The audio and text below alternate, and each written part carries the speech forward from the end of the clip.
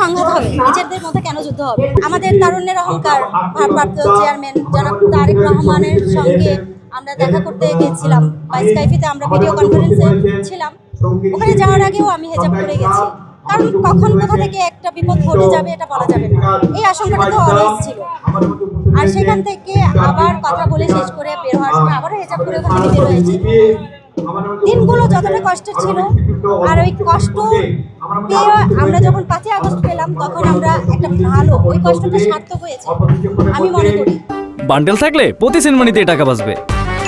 বিকাশ send money bundle কিনে জিতুন প্রতি লেনদেনে।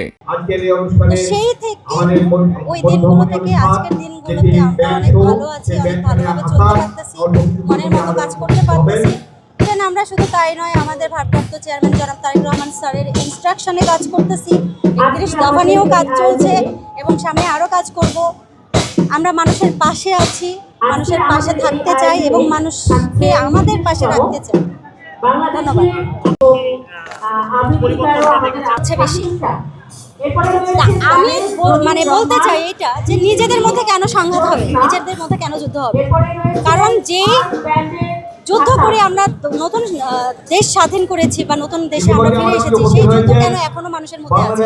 আমরা নিজেদের মধ্যে যুদ্ধ না করে নিজেরা একটা ভালো পদক্ষেপ নেই, আমরা ভালো চিন্তা করি, নিজেদের মধ্যে সম্পর্কগুলো ভালো রাখি, একটা ভালো কাজের জন্য সবাই মিলে একজোট হয়ে কাঁধে কাঁধ মিলিয়ে সবাই কাজ করি একসঙ্গে, তাহলেই তো আমরা ভালো কিছু আশা করতে পারি।